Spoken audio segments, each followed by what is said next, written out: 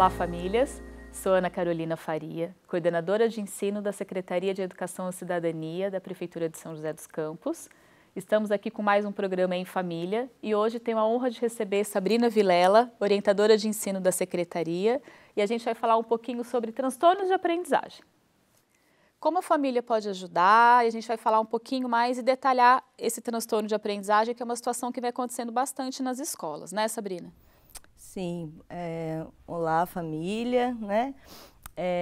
Vamos falar um pouquinho então do transtorno e para começar, o que são os transtornos então, né, Carol? Vamos vamos resgatar em relação ao que é. Os transtornos de aprendizagem, eles acontecem no desenvolvimento neurológico da criança, né? Então, são algumas disfunções que acometem o funcionamento do cérebro. Então, o funcionamento do cérebro da criança ou do adolescente, do indivíduo em si, ele acontece de forma diferente. Ele aprende por outros caminhos que não são os habituais, né? Todos nós temos funcionamentos diferentes, né? Cada um aprende de um jeito.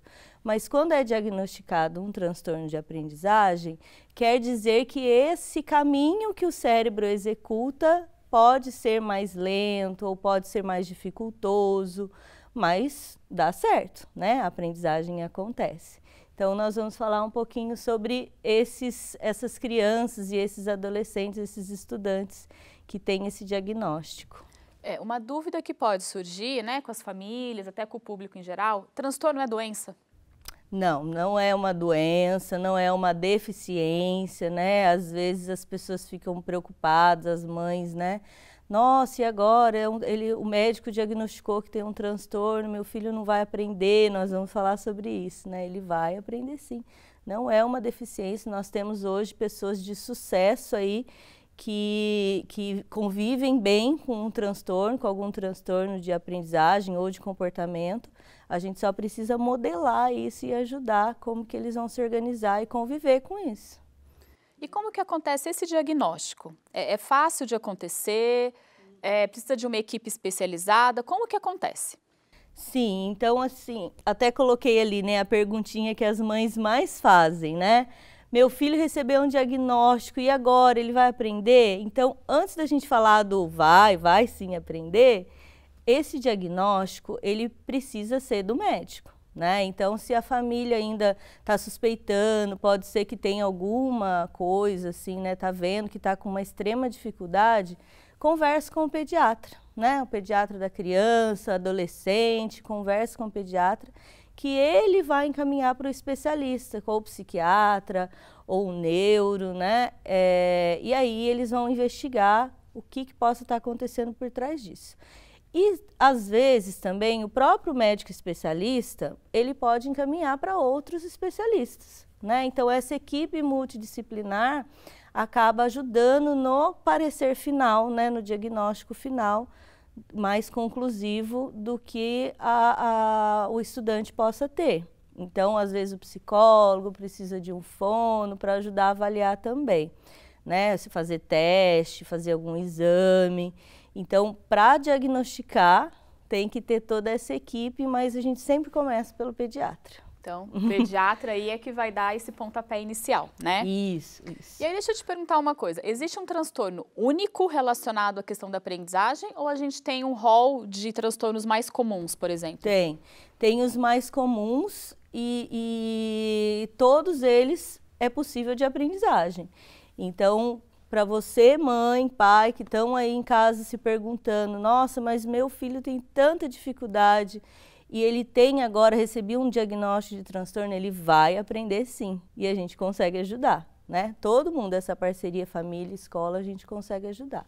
Então, os mais comuns que a gente tem aí nas escolas: leitura, transtorno de leitura, a dislexia, ou os médicos, eles dão mesmo ali o transtorno de leitura, o CID, né? Vem como transtorno de leitura, é a dificuldade em ler, em aprender a ler, ou mesmo depois que se alfabetiza, continua tendo dificuldade na leitura e na compreensão. Então, esse a gente tem bastante, mas a gente consegue trabalhar a questão dos apoios. Então, quanto mais dificuldade o estudante tem, a gente precisa apoiar mais, oferecer mais recursos materiais, organizacionais, né? E oferecer até às vezes recursos de orientações do próprio professor, né? Do próprio ambiente escolar, familiar também, para que ele avance, para que ele vá aprendendo a lidar com isso, porque quando ele receber o diagnóstico de transtorno de leitura, por exemplo, essa dificuldade vai ser para sempre, né? Ele vai melhorando, vai aprendendo a lidar com isso, vai sabendo o que ele precisa ter ali ao lado dele para ele conseguir fazer todas as atividades que ele precisa, trabalhar, né, estudar, fazer seus cursos de graduação, pós-graduação aí, que eles vão longe sim, e ele conviver com isso, né? Então, transtorno de escrita, a mesma coisa, na área da matemática, e nós temos também nas escolas, um transtorno misto das habilidades escolares, às vezes vem esse diagnóstico, né? Então, o que é isso? Eles têm dificuldade tanto na leitura, escrita, quanto na área do cálculo e raciocínio. Então, é uma dificuldade mais extrema, que é no funcionamento mesmo, né? Ele tem essa dificuldade, mas a gente também oferece mais ajuda, mais apoio, e eles vão se superando, vão aprendendo o que funciona melhor para eles, qual é o jeito, o estilo único de cada um, né? Nós temos os transtornos de comportamento que afetam a aprendizagem, então o transtorno de atenção, mais conhecido aí como TDAH, né? O déficit de atenção e hiperatividade, que pode ter hiperatividade ou não, pode ter a impulsividade ou não, uma agitação ou não, às vezes é aquele mais, né, quietinho, mas por dentro ali ele tem esse diagnóstico. Então, é o trabalho com a atenção. Então, quais são os mecanismos que a gente pode utilizar para poder prender a atenção, chamar a atenção ou funcionar, fazer todas as atividades funcionais que o estudante precisa relacionando aos recursos que ele precisa utilizar. Então, uma agenda, uma lista, um checklist, um lembrete, né? Um relógio que desperta para ele ter os momentos de atenção, menos atenção, né? Que ele se distrai. Então, não dá para exigir um tempo grande, né, de concentração se ele tem um transtorno desse. Tem que ir trabalhando aos poucos e usar ao favor, né, do funcionamento do estudante.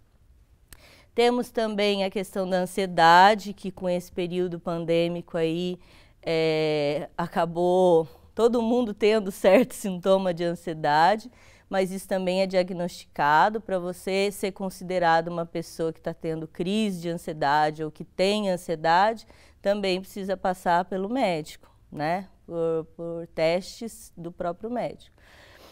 E o processamento da informação também, que às vezes um transtorno de...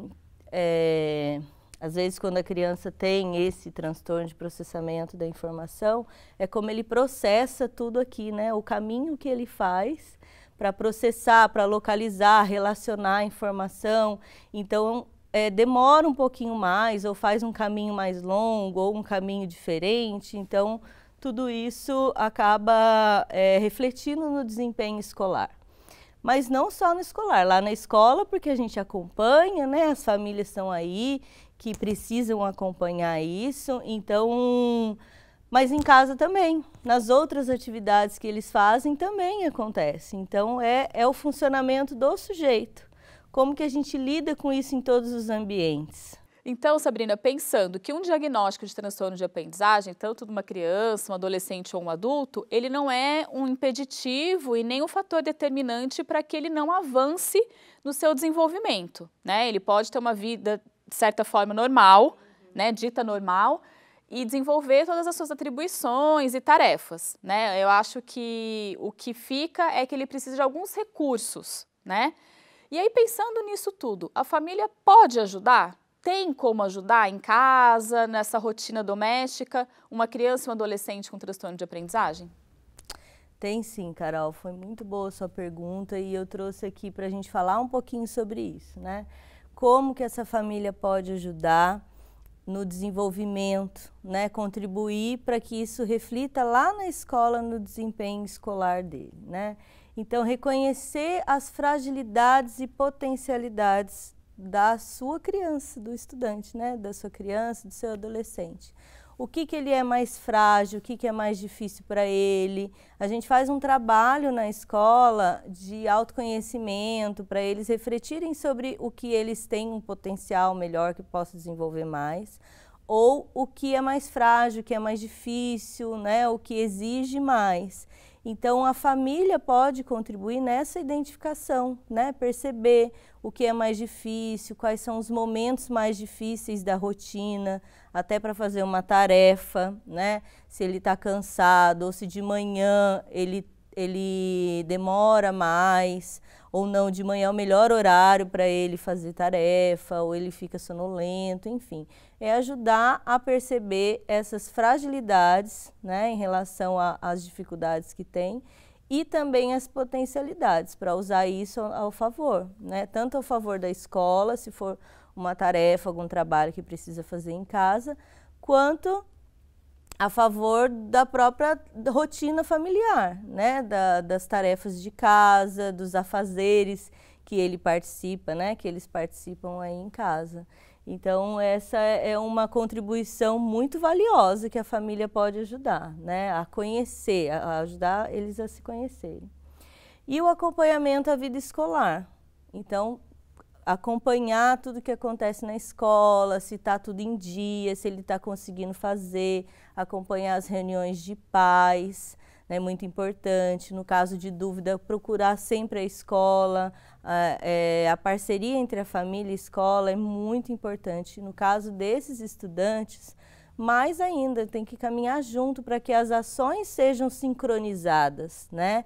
E eles vão avançando, porque conforme um dá uma orientação, outro dá outra orientação, cada um fazendo de um jeito, isso acaba confundindo quem já tem alguma dificuldade aí em relacionada à aprendizagem. Então, precisa estar tudo muito sincronizado para poder favorecer essa aprendizagem, né? Então, o acompanhamento da vida escolar é muito importante.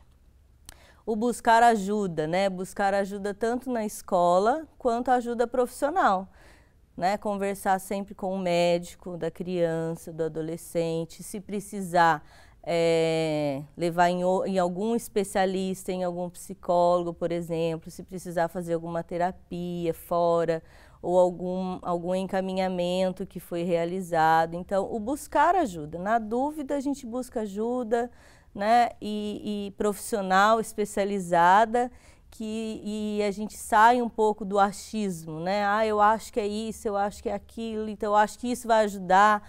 Vamos ter certeza, né? Com quem já tem certa dificuldade, vamos ter certeza. Nenhuma família faz uma intervenção com os filhos pensando em atrapalhar, né? É sempre pensando em ajudar. Mas, de fato, a gente tem que se limpar do que a gente acha em vários momentos e buscar ajuda com profissionais especializados, né? E o ser positivo, a positividade está aí, né? Até a ciência comprovando o poder da positividade, do pensamento positivo, que tudo vai dar certo, mostrar bons exemplos, né? Tem muitos adultos, assim, muitos famosos também, com um diagnóstico de algum transtorno de aprendizagem, que estão aí fazendo sucesso em suas carreiras. Então, ser positivo, pensar que a criança ou adolescente pode ser o que eles quiserem, podem fazer o que eles quiserem, é só correr atrás, né, que eles vão conseguir. Sabrina, obrigada pelas suas dicas, foi ótimo. E aí vamos pensar numa coisa, você trouxe uma dica final que eu acho que ela é essencial não só para quem tem transtorno, né? Fala um pouquinho para a gente essa questão de valorizar e reconhecer as conquistas. Como a gente pode fazer isso em casa? Essa mensagem final, assim, realmente serve para todo mundo, né? Mais ainda para as famílias que estão com esses casos aí, com esses estudantes em casa que têm algum diagnóstico, né? Então, o valorizar e reconhecer as conquistas é imprescindível até para a gente, enquanto adultos, né? Tudo que eu fizer, que eu fiz bem, né, que eu consegui concluir uma tarefa, seja ela difícil ou não, a gente ter esse resultado, esse feedback, né? Esse retorno positivo, né? Então, essa valorização, às vezes o estudante está lá na escola, está com tanta dificuldade em concluir, às vezes umas coisas simples, e ele chega em casa, né, e quer contar, e aí às vezes recebe alguma, né, ou não recebe alguma devolutiva da família, e ele faz e chega contente. Então isso é importante, validar isso, né, parabenizar, reconhecer, valorizar o esforço, né, às vezes o resultado foi tão pequenininho, mas o esforço que fez para conseguir. Então, assim, a dica assim, principal, sempre estar atento às conquistas, ao esforço e valorizar isso, validar isso, para todo mundo, para todos nós. Maravilha. Sabrina, obrigada pela sua presença. Obrigada. Eu acho que você trouxe um assunto que está muito em discussão, né? E a gente confunde muito o transtorno com a deficiência. Então, eu acho que hoje a vinda da Sabrina aqui veio para trazer uma luz para quem está passando por essa situação e para saber como fazer a intervenção pontual, se está com alguma suspeita aí, procurar ajuda, saber qual especialista recorrer. Eu acho que clareou bastante. Muito obrigada pela sua presença mais uma vez. Obrigada a você. Obrigada a vocês, famílias que estão aí, pela audiência de hoje, e até o próximo programa.